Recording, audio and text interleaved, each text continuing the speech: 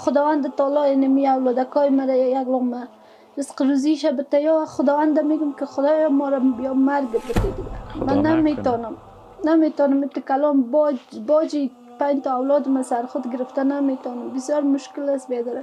نمود خانه ما کل چیز خانه ما پدرم بود. از روزی که پدرم رفته که بخی زندگی بر ما سخت شده، روزایی که مادرم مریض میشه تا خانه و خانه مردم میرم کار میکنم، مقدرم که کار کردن نمیتونم، باز مردم من میکشه میگه برو تو کار کردن نمیتونی برو میگه. بسم الله الرحمن الرحیم. دوستان عزیز، در کنار خانوادی هستیم. مادر بزرگواری که در واقع 3 بچه‌ک داره و 2 دخترک.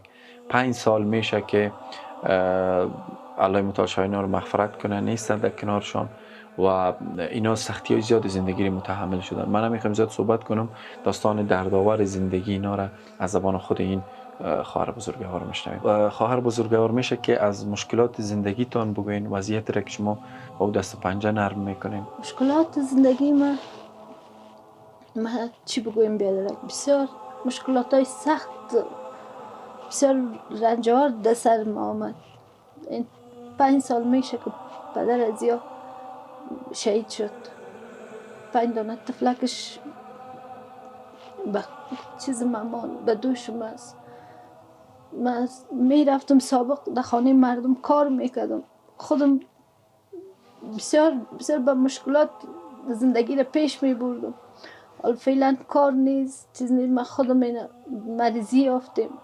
حالا میرم در هر جای کارم اگر کنم تواناییش ندارم، سرم تومر داره، چپه میشم 2 ساعت 3 ساعت، بسیار به مشکلات رنج زندگی را تیر میکنیم. اولادکای شوا میشه که این از گشنگی خو میکنن، گشنه میمونن، خو میکنن، چیز نداریم که در خانه ما پیش برازیا بتم یا بخورن. دمی خانه زمستانا یخم تیر کردیم، بسیار روزای بد تیر کردم. امی اولادکای مامقه کردم. ات روزا شد که بیادرک خودم رفتم در خانه مردم کار میکردم که پس آمدم این تفلکم در خانه نبود. دروازه را باز کردم که این تفلکم گم شده بود. یک شب یک روزی را پالیدم، از یک جای پیدایش کردم، آمدم سیل میکنم. یا اولادکایم کلگیش خوار زاریده بسیار تیر میکنن. بچگک کلانم 11 ساله است و او میره موتر صدا میکنه. 2 دفعه او را موتر زد، تفلکه با یک شوگار شد. این تو بسیار مشکلات زندگی ها را ما تیر کردیم. بعض اوقات که شما تنها میشین در اتاق مثلا، بله، خودت میباشی، بچه‌کت میباشه، از خداوند چی میخوای یا با خود چی میگی؟ از خداوند چی میخوام میگم یا خداوند تعالی اینمی اولادکای مرا یک لقمه رزق روزیش بده، یا خداوند میگم که خدایا ما را بیا مرگ بده دیگه. من نمیتونم این کلام باجی 5 تا اولاد ما سر خود گرفته نمیتونم، بسیار مشکل است بیادر. از روزی که مریضی تومور این سرم پیدا شد، سرم چرخ میره، دلم بد میشه، مفتم باز 2 ساعت 3 ساعت سر خود نمیفهم. تفلکایم دور ما میگیرن، گریان میکنن، بسیار روزای بد تیر میکنن. نکنین گیره مادر روز. حال دوا استفاده میکنه؟ بله، حالا فعلا دوا استفاده میکنم. دوای ما 1-2 نفر همین خیر ببینه، 1 نفر برم 1 دفعه گرفته داد، 1 نفر 1 دفعه. باز دکترها گفت عملیات میشی، باید عملیات شوی. بسیار زمستان رسیده، شما بخاطر زمستان خرچ و مصرف چیزی گرفتین؟ چوب نه بخاری؟ بیادر هیچ چیزام ندارم. همین چیزی که نمی خانه مست، نمی زندگی مست، 1-3-4 تا همین یک توشک اتاق دارم. از بله، گفتین؟ اینم یک اتاق است از من. پیش از پدر از این نشده، پیش از او شکر هر چیز داشتم، کلش سودا کردم و آستا خوردیم. هیچ چیز نمانده خانه ما، نی فرش مان، نی ظرف مان، هیچ چیز نمانده. اینم قصده که اینم یک لقمه نانشان پیدا کنم، صبح پیدا کنم، چاشتش نیست، چاشت پیدا کنم، بر شوشان پیدا کردن نمیتونیم. تفلکایم کلش خورده است. یک دخترکم 13 ساله کلان یک اینه میسته دیگه. خلاص در زندگی تمنا جان چی زیاد آزارت میده؟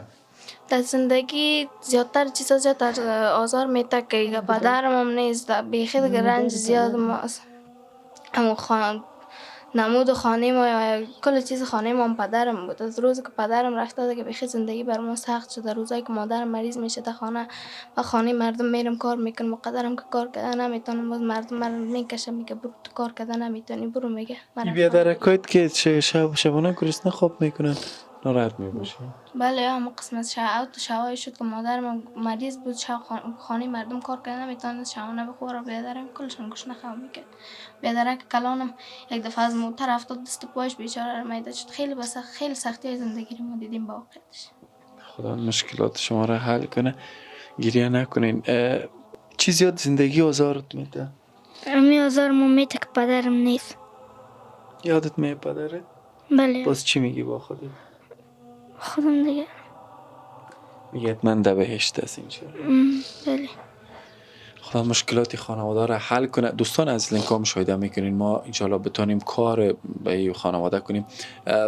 خواهر چی میتونیم برتون کنیم که از این مشکل بیرون شوین شما؟ خیر ببینین، ما از شما دیگه تقاضای چیز نداریم. اینم یا اولادکای من امی یک لقمه نانش باشه، یک زندگی آرام ما میخوایم. امی اولادکای من از خودم خیره، هر رقم شد تیر شد. یعنی به آینده نمی 5 تا اولادم از شما میخوایم که اولش خدا دومش از شما امی خوارای بیادرای عزیزم که امی یار آینده از امی یار درخشان باشن. این مکتب میرن، اینجا مکتب تو یک مکتب چیز نیست که مقصد خب میرن دیگه طفلکا کتابچهشان پیدا کنم، قلمشان نیست. قلم باور کنین این میاد در پلاستیک میبرد، اشتکا سرشان خنده کرده بود، گریان میکردن همیشه. انشالله ما کوشش میکنیم که مشکلات شما حل شه و به شما بخاطر که بیرون نرین دیگه کار نکنین، یک ماشین بگیریم انشالله، ماشین کالاشویی و اینا بتونن در خانه مشکل خدا از این طریق حل کنن. لینک ها مشاهده میکنین دوستان. از انشالله ما در کمال امانت داری این رسالت انجام میدیم.